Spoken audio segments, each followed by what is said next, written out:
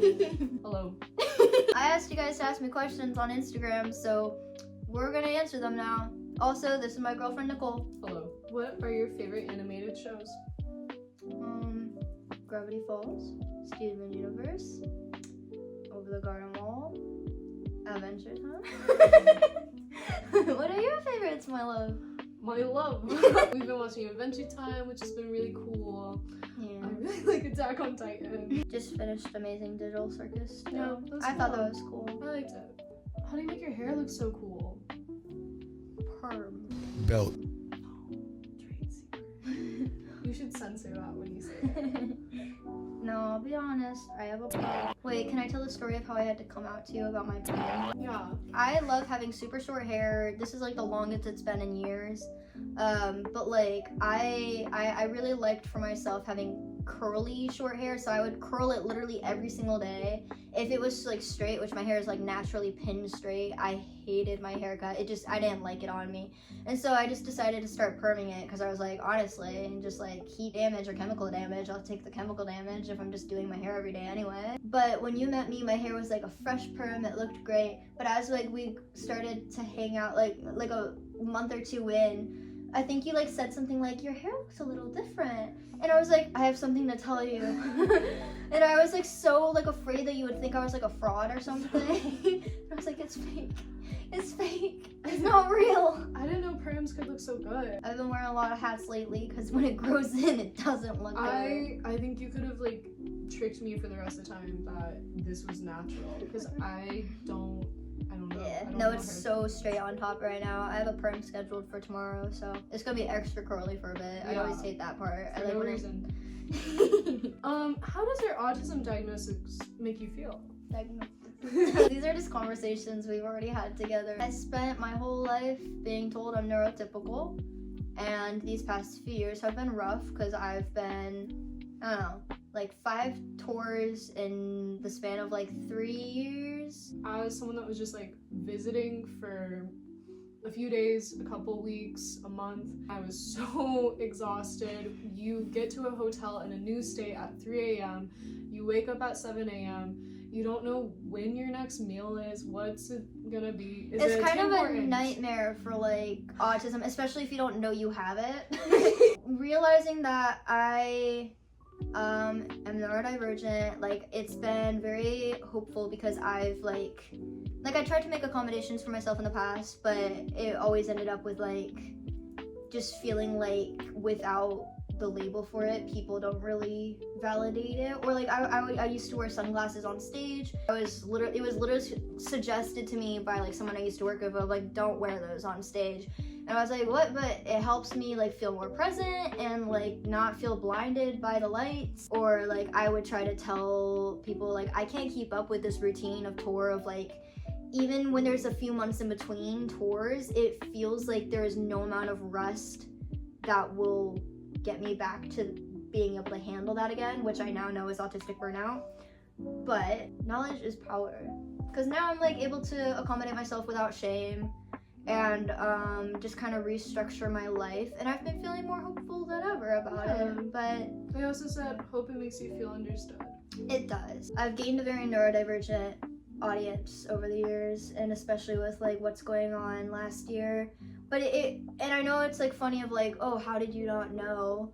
But it's like, it was even more isolating seeing people relate to it. Like I don't even have that reasoning to explain why I am the way I am. Obviously now I know that that is, you know, why people related to it. But back then, being so convinced that you're neurotypical because like I grew up in a very ableist environment. No adult really looking out for you in terms of like accommodations, in terms of like, hey, maybe this might help you, or just and it makes me upset looking back on school and everything, because I completely like gave up on myself at a certain point in high school, because I was just like, I've always had a hard time sitting still in class, or like just even when I really tried, like my mind would wander and I'd be like, fuck, I can't do it. And so it is a little upsetting looking back of like where it should have been a diagnosis. It was just a bunch of adults calling me quirky or an old soul, or that I should be a lawyer when I grow up, or just, you know. But I didn't realize that all of my sensory issues,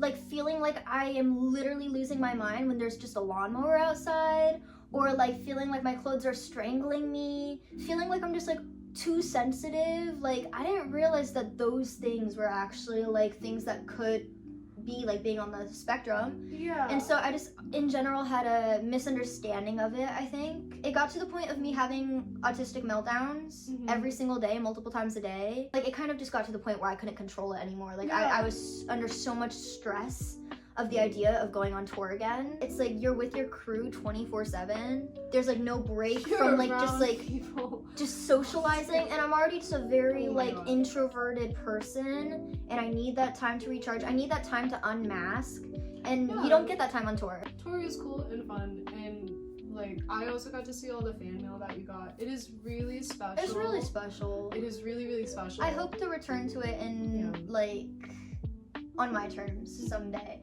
And then also like getting to like kind of like change my shows to be more accommodating for me and for my audience. Like maybe we all say crisscross applesauce on the floor, and it's great. Yeah. And I get to say crisscross applesauce too. Have you ever considered stepping into animation world as a songwriter or something like that?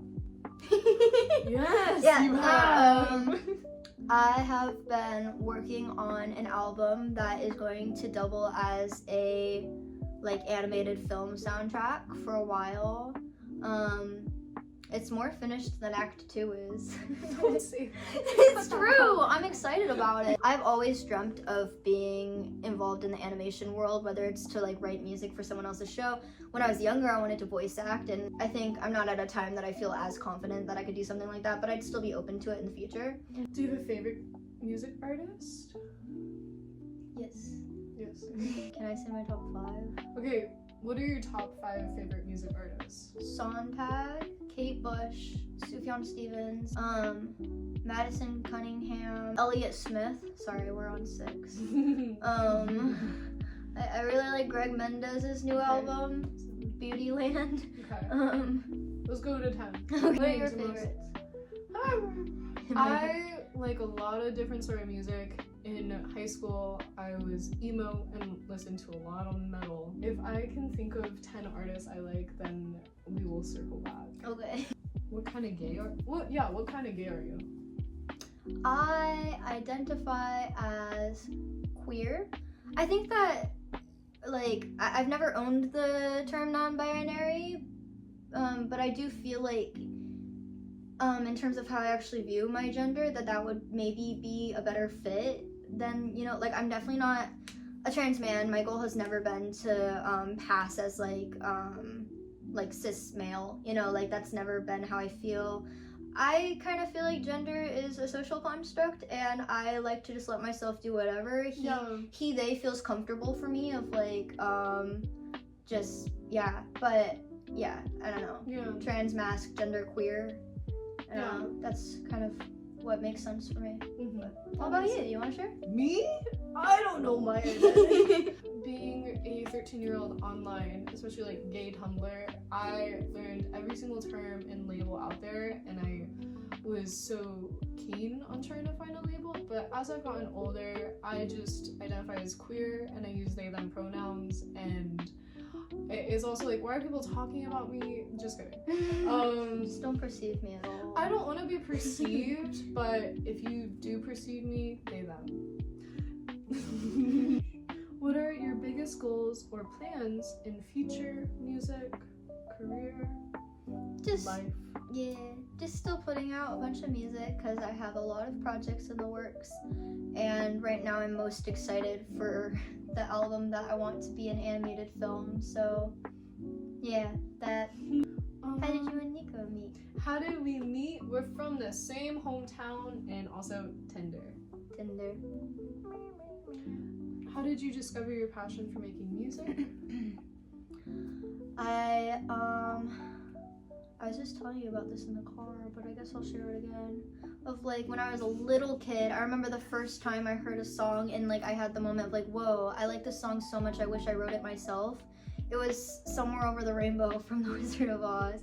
But yeah, I always wrote poems growing up. Yeah. And before I got a ukulele, I would just like, my mom got me this like little prehistoric voice memo. A device to record that wasn't a phone. Log date 7152. Yeah. But I would just like record a cappella my ideas, singing. And then in the like the summer after 4th grade, I saw a ukulele when me and my family were visiting San Diego. I saw a ukulele in a store and I was like, whoa, a guitar my size? Because I had already tried guitar, but like I couldn't reach my arm over it really when I was like a little kid, you know? So I was just so excited that there was like a guitar that I could play, and then I played it horribly all the way home. My family was already sick of me. But yeah, I just stuck with it and I started writing my poems along to the music and I just never stopped. Cool. Do you have a song that you wish didn't get as popular / a song that you wish got more popularity? I think Blue Haired Boy is overrated. Yes, I can.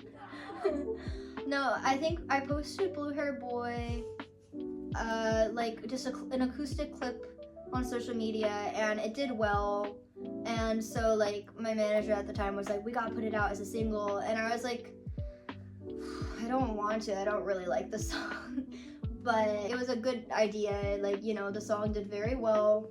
And now I don't regret it. Like it's an important moment in time for my discography. It's a good song, and that is someone's favorite song. But yeah. No, I've seen like I wish I knew their YouTube channel name, but I saw like people recently like made like a live like actual like Blue Haired Boy music video to go along with it. It was cool. Oh, that's cool. So I never have a regret of like a song coming out, you know, like even if it's not my personal favorite, I know that, you know, it means something to other people. But I do feel like, for my own personal taste, I didn't love Blue Haired Boy. It's just one of those songs where it's like I write it and I immediately hate it, and I'm like, wait, I take it back, put it back in there. I don't. And then a song that I wish was more popular. Yeah. All of the Bard EP, I feel, and especially Side Quest Song, because I really like the production of it. I think it's very whimsical. Very magical. I'm feeling raspy. I feel raspy. I'm feeling raspy today. Do you need water? No.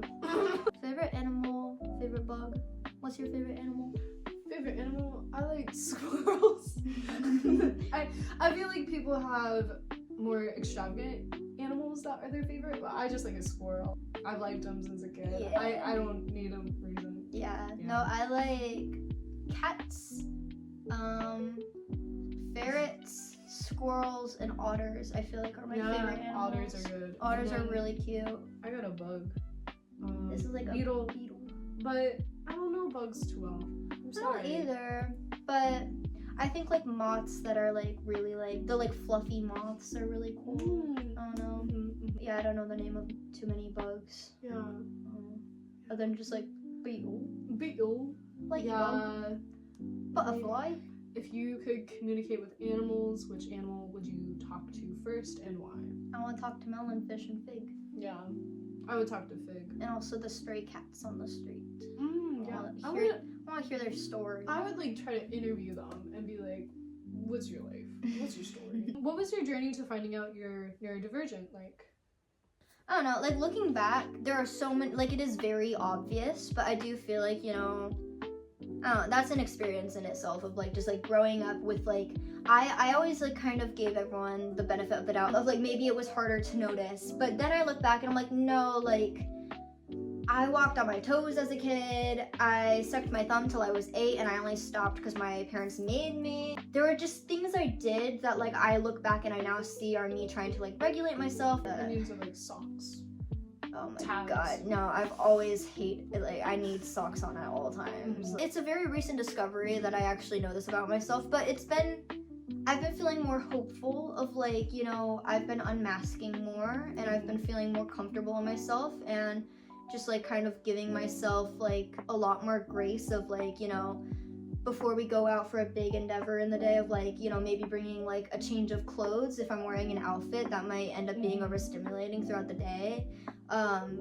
Like, or like, you know, just even getting comfortable with like wearing outfits without like accessories or like feeling like I have to be completely put together all the time. Like it's okay to like have sensory friendly outfits and like, you know, just being nicer to myself throughout the day of like, you know, and also if like we're out and like the sun starts blinding me and I really can't handle it or whatever happens that's like I can't, I'm like getting more comfortable with just like kind of knowing my limits and being like, let's go home, like I'm done for the day and not pushing myself. That was a great answer. Yeah. What made you choose the name Elio? I had like a list of names that I liked that I was choosing from. Nico was on the list, but like obviously Nico was off the table because I'm not gonna have to choose your name. Taylor Lautner and Taylor Lautner. I mean, Nico, it was from like Nico D'Angelo from Percy Jackson. Percy was also one on my mental list of like names I would like. I found out that it meant the sun, and I still think your soul like radiates like the sun. Yeah. Hearing someone who knows me more than anyone has ever known me say that was like, oh, well then that's the name, you know? Of like just saying that it fit me. Yeah. And so that's why I chose it. But I really like that it means the sun. I feel like it's a cool imagery with it. But yeah. Do you have a favorite song that you've released? Yeah. Partner in Crime, Call Me the Bard. I like Velcro. I like My Only Sense of Purpose. One Man Circus. I don't know. Yeah. I am a one-man circus. How does being queer and neurodivergent affect your music, if it does? Even before I was openly queer, like there were definitely songs that I was aware of my queerness. I was like trying to talk about it in a way that wouldn't get me in trouble. I definitely like pushed the limits sometimes, and it would suck, like, and I would regret it, and it would just, you know. But in disregard, if you don't want to know like my own personal experiences behind the songs, because everyone, especially the more metaphorical songs, it's like you can apply it to however, but like I did write the chapel about like it's just about being queer with a religious childhood, and like so I guess I'm saying that like the chapel is like one of the earliest songs that it's purposefully queer, even if I'm not saying it. What? My music's always been gay, is what I'm saying. Yeah. There's a reason you're here. It's because you are gay too. The neurodivergence, though, this has also just been part of just this past couple months of like realizing this about myself, and just like it's been a continuous thing of like looking back on like my childhood or like my music and being like, wait, huh? You know, and just like realizing like, oh, like a lot of my not just what's going on, a lot of my music is talking about just like kind of the neurodivergent experience. I've seen people like talk about like sheep in wolf's clothing as like, you know, masking and trying to fit in, and just like I've seen people talk about like slippers as like the ADHD experience. I guess I'm saying that like I've always like known these things about myself. I just didn't know that the label was neurodivergent for myself, and so it has definitely shown up in my music as you know, over the years. What's going on? It was the most on the nose version of it, because I reached a point of being like just like, oh my god, I really can't figure out what's wrong with me. Yeah. And you sincerely feel like an alien. Yeah. No, people. It wasn't like a metaphor of like, this is how neurodivergent people feel. I was like, literally asking what is going on. Yeah. Why do I feel alien? You always knew yourself, you just didn't necessarily have the language for it. And being told that you're not, you're gonna internalize that and be like, well then what is wrong with me? Why is everything so relatable? Are you living in my brain? Well, at least I finally feel understood. They are in your brain. Do you knit or crochet? I just got excited. I crochet. Lock in. Do you wear wigs? No, I do not. Will you wear wigs? No. When will you wear wigs? Would you want to be a bear? If so, would it stop you from singing? Like, I really like that question. Wait, what kind of bear would you be if you were a bear? A black bear, because they can like climb the trees, and I don't know, what, polar bear? I'll be a red panda. Or just a normal I panda. didn't know that was an option. Panda bear. Pandas. They're bears. What's the most difficult part of songwriting? No, sometimes I'll like have a concept that I've had songs that take years to complete, but like one day it just clicks and then I just finish it. I don't know. But there's been songs where it's like frustrating because I really like I have like a chorus written, but I literally can't think of like anything else to go with it. But I don't know. Eventually, as long as I don't give up on it, I figure something out. So I don't know. Are there any artists you'd like to collaborate with? I don't know. I think that in the past I wanted to do collaborations more, but I don't know. I'm kind of a control freak, so any like collaborations I have done in the past, it's like whenever I've had like a person featured on my songs, like I already wrote the entire song myself, and they're basically just singing, and it's cool to do that, but at the same time it's like I kind of, if I'm gonna have like a collaboration, I do want it to be like we both equally like wrote the song and worked on this together, not just like you're lending your voice.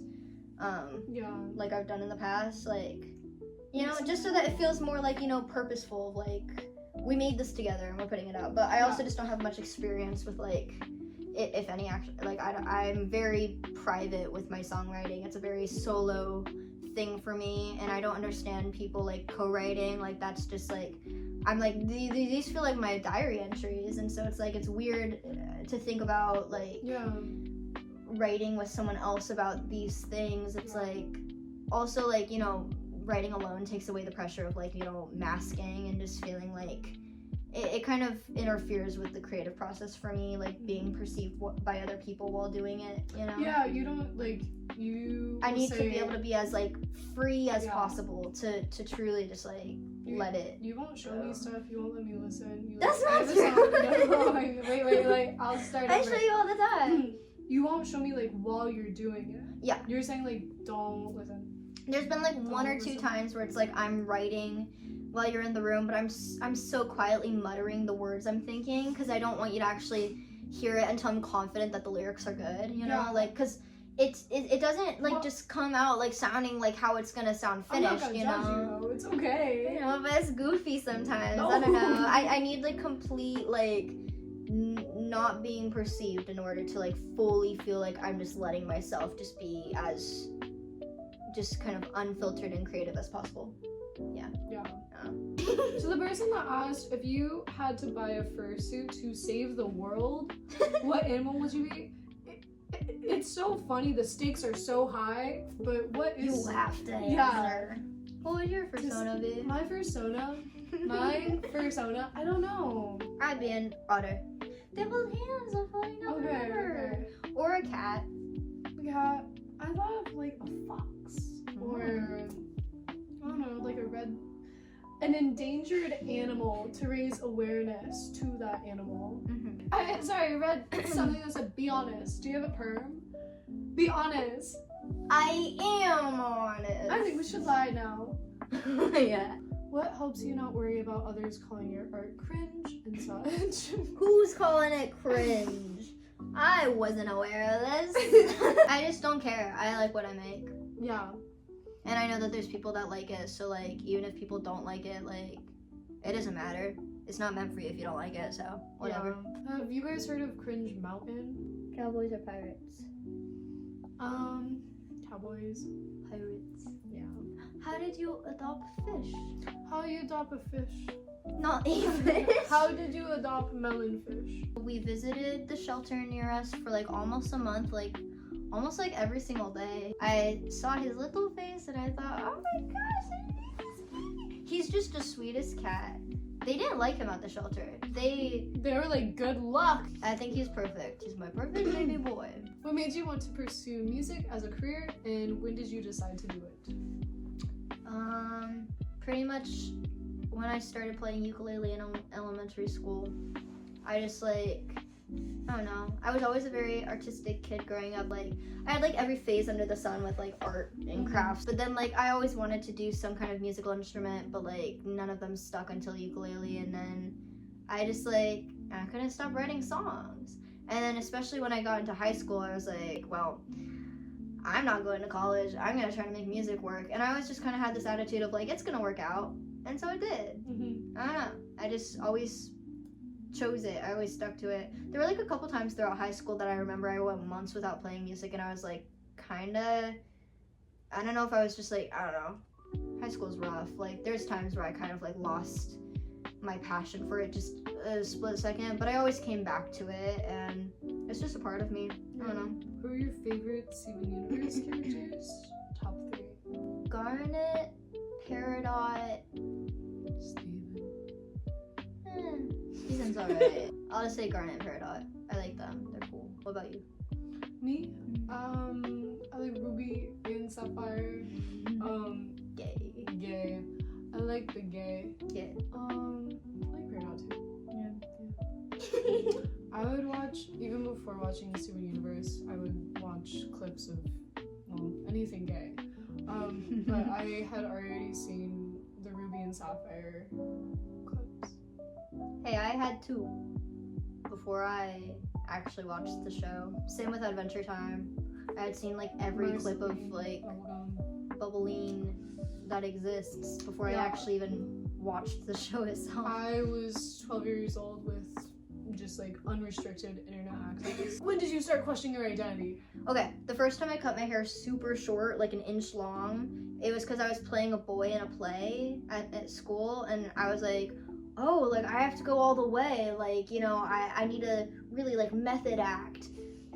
Most people would just put their hair in a hat or in a ponytail, but I think that was a pretty good sign. It was just like, what I know now was like euphoria anytime I was like casted as like, you know, like, God, getting euphoria from playing the cat in the hat. I don't know. I was always very experimental with my appearance, and it's just always been me. Once I realized that I can actually like experiment more androgynously and more masculining, like I couldn't be stopped. I don't know. I've known I was gay since I was 5. I also just wanted to be a boy. I would pray to God to make me a boy. When I was like in middle school, I had dreams that I was Dipper Pines, and it just like haunted me. Yeah. Because I like just kept waking up in a cold sweat being like, what does it mean? It meant that I relate to Dipper Pines, and also I want to be Dipper Pines. Even though I knew I was gay since like a child, my gay awakening didn't happen until like middle school, being on Tumblr and watching a web series called Carmelo. The first one that was like a true gay awakening of like, this is undeniable, I am gay, was Sophia Lillis in It. Who do you get gender envy from? I felt gender envy from Simba, but when he's like a teenager. Yeah. Branch from Trolls. Yeah. Branch from Trolls. Yeah. No, I always knew I was different. I always knew I was gay, and I struggled with being so isolated in that, and so I went online. Yeah. And I watched like gay YouTubers, like Rose and Rosie. Yeah. So I like binge watched every single one of their videos, and I had hope for myself of like, one day my biggest goal will be to make a couples YouTube channel. We can still do that. We can still do seeing representation and just knowing like, okay, other people exist outside my like echo chamber of religion and conservatism. Yeah. And I also don't care if no one else understands, because at least I know myself. Yeah. Yeah. What's your favorite color? Dark blue. What's your favorite color? Purple. Horrible. How do you come up with so many ideas? I think that too. Like, how do you do it? Because I see it and you just do it. It really is like a diary entry. I see how like every single day we'll talk about something happening in your life, and then you just Alchemize. You alchemize. I'm always just like, when I started writing music, I was a very cynical kid of like, I hate everything I hear on the radio. Everything is a boring love or breakup song with the same few chords, the same chord progression, the same guitar sound. Like, I was just sick of it. And so I was like, I'm gonna make what I want to listen to. And then you did. And I like music that just, it talks about more, because there's so much more to the human experience than just like love and breakups. It's like every Beatles song ever is sonically pleasing to listen to, but it's like love you, love. Yeah. What's your favorite thing to do to chill with Nico? We like to watch our comfort shows. We like to yap for hours, beat a dead horse for weeks. The same conversation over and over. I don't know, we just hang out, talk. Yeah. Favorite thing, I do like watching Adventure Time right now. Yeah, I like watching Adventure Time with you, being in nature with you. I like laying out like a picnic blanket and like you read a book while I play music. Yeah. We haven't done it in a while, but I like playing video games with you a lot. When we're feeling up to going out, I like to antique with you, try out like little cafes with you. Yeah. Just really anything. Anything We're with you is I don't know. I feel like I could do anything with you and it's just like fun because it's with you. So Yeah. we just went to the zoo. Yeah, the zoo was fun. I really liked the zoo. Favorite stop city you've toured? Do you have a favorite? I like Minneapolis. I liked New Orleans. Did I play a show in New Orleans or did we just pass through I there? think we were just passing through. That's a bummer. I always enjoy like being on the East Coast on tour. Like that's where some of my favorite places are. Really loved Boston and Salem. What are your 3 favorite movies, TV shows? Let's do 3 favorite movies. What are your 3 top favorite 3? movies? Hereditary. I liked Sinners. Oh, Nosferatu. Nice. I kind of hate giving like Disney like I feel one of my slots of, but I really liked Luca Megamind. I'm just like sticking to like animated movies to just like simplify it for myself. You don't like horror. I also really like claymation movies, like Coraline's a classic. I can't decide. I don't know. What instruments can you play? Ukulele. That's all you need. Yeah, no, I think I've always wanted to play piano. It's harder nowadays for me to like pick up and really commit to starting a new skill. So I'm lucky that I even committed to ukulele back then. But God only gave you ukulele. He knew you'd be too powerful. I play some things. say what you play. They play guitar, they play bass. You dabble in the banjo. I dabble in the band. I play most stringed instruments. I played viola. I was an orchestra kid, and I played viola very intensely for 12 years. Yeah. And because of that, I can play other stringed instruments. Yeah. And I like drums. Yeah. I like bass. Yeah. But at the end of the day, all you need is your heart, your voice, Yeah. and a ukulele. Yeah. It's easy. Yeah. Not easy. I always thought it was really cool that you only play ukulele, and because I feel like people are chasing this kind of unattainable thing of like learning every single instrument, learning all of these different things, thinking like you need the best equipment, you need the best recording in order to create something. But I think you only playing ukulele shows that you just need the will. I started out on like a cheap like concert-sized ukulele. As I grew up, I settled on baritone ukulele, which is basically just a step away from a guitar. It's just missing the 2 strings, but it's like the biggest ukulele you can have aside from like a uke bass. But yeah, I don't know. So I guess specifically baritone ukulele I really enjoy, but I know it could translate so easily to guitar. It's just the added 2 strings is difficult, and the frets are further apart, and my hands aren't that big. I don't know how people can do that. So I'm very comfortable with the ukulele. I don't know. Yeah. You also don't know music theory. You don't care for it, which I think is really cool because I spent so much time learning things. I feel like if I was to actually go to school to learn music, then it would like ruin. It might squash the whimsy. Yeah, I don't know. I've always just enjoyed, in general, like I've always enjoyed figuring things out on my own rather than being told here's the way to do it. Yeah.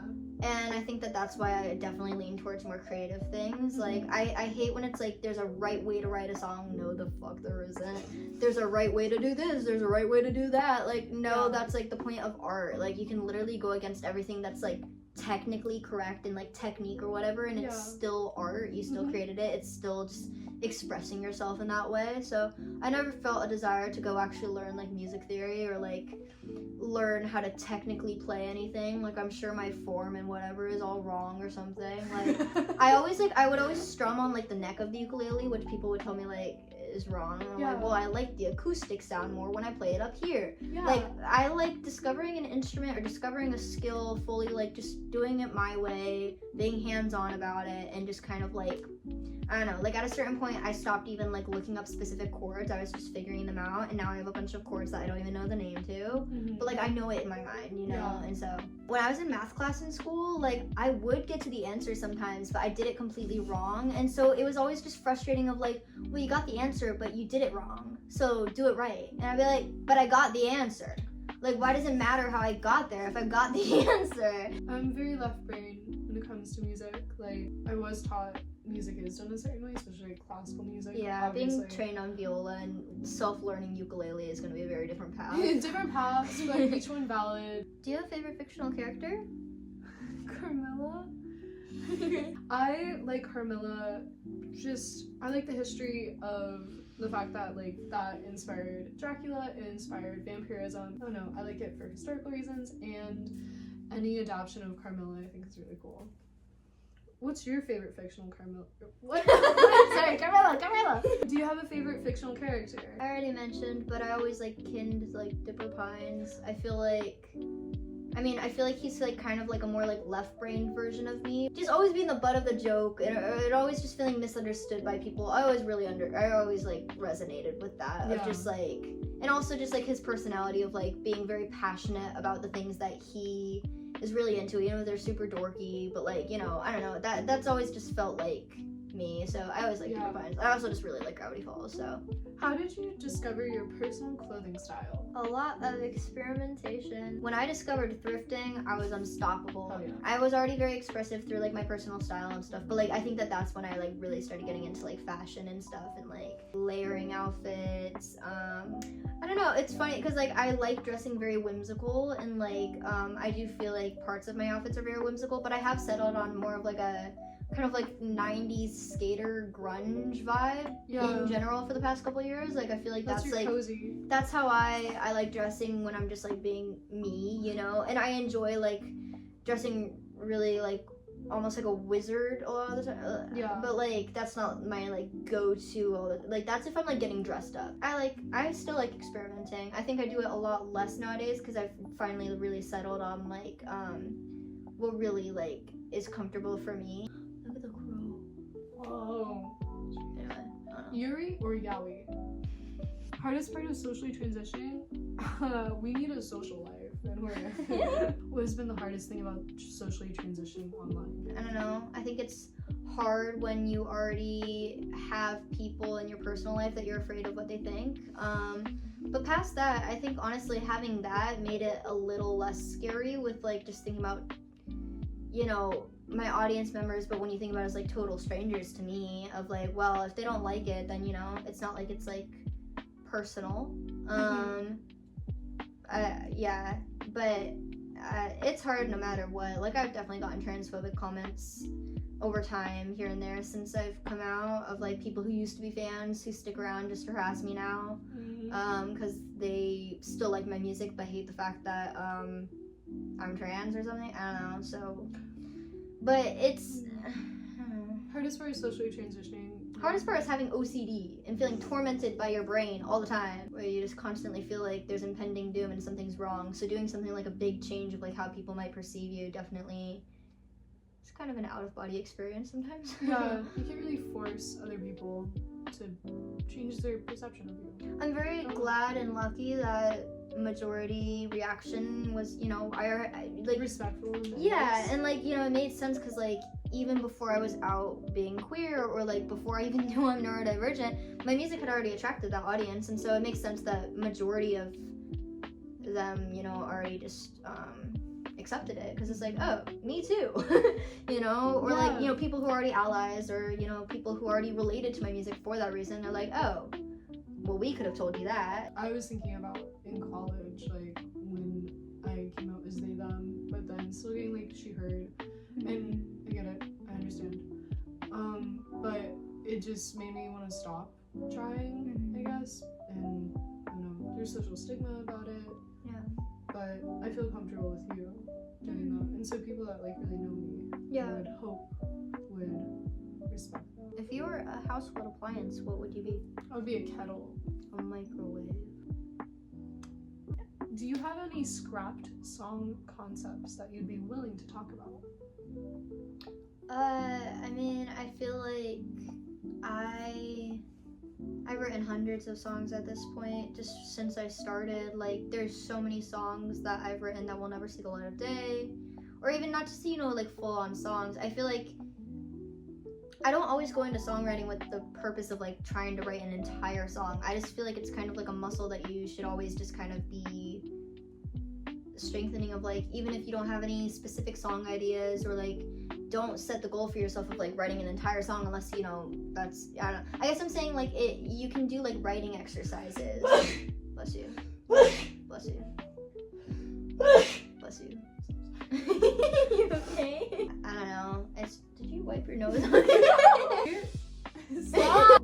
The times that I put the pressure on myself of like, I want to write an entire song in this session are the times that I walk out with nothing, But like, I guess, writing and even like nothing coming of it is still important. You don't always have to have like a full perfect song at the end of, just sitting down to write for like an hour or two. How long does it usually take you to make a song, start to finish? It just depends on the song. Sometimes I'll write a song in one sitting. Like I don't know, like I have the concept, the words are just like flowing, and it's just like, really coming to me. Like, I think it's usually when that happens, it's like something that I've either, really been thinking about a lot or talking about a lot, that it just kind of like, I've really been thinking about it, and so like just the lyrics just kind of come very naturally because it's just been on my mind so much. But then there's songs that have gone through so many drafts and phases and sound completely different from like whatever little demo I wrote up in the first place, like sometimes years ago before it would even like be finished, But fair. Yeah, well, depends on the song. I was looking at the camera because I was like thinking of all of the times you're like BRB, we're in the middle of something and you're like, inspiration is striking. You come back like 10 minutes later and Not that short. I'm thinking about the last song in Act 1. You're like, Intermission? Yeah. Oh yeah, well that was because like the song Elio was gonna be on Act 1, but I got scared and scrapped it last second, rewrote it to be my name, and with my name, like Elio is a lot longer of a song than my name, so the album didn't reach the amount of time that it needed to reach, like to be released with my label, and so I was like, okay, I need like 1.5 more minutes longer, and so that's when I just like wrote up Intermission to slap on the end of it and be like, all right, we reached the time limit now. And also it's a good transition from Act 1 to Act 2. So you wrote like I love that song. You wrote the Intermission song within like 5 minutes after you were like, I need to stop. I was just thinking like, I said, I'll be back. Like, it was crazy. There's also just a lot of words that work for that song, like, we better do until Act 2. Come back to the one-man circus soon. You're probably wondering how it ends, aren't you? Okay, that's enough questions. I have like an hour and a half worth of footage that I have to edit now, so thanks for doing this with me. We will see you guys. I have to talk to them. Sorry. We will see you guys later. La la la la la la. La la la la la la la la.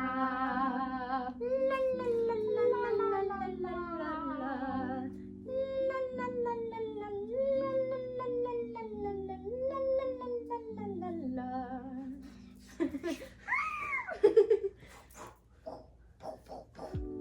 Let me know what videos you want me to make next. Let me know what you want me to make next. Let me know what you want me to make next. I'm sorry I was here. I know you What? just Don't! I asked you to shut up. I might be back. You will be back. Only on the YouTube.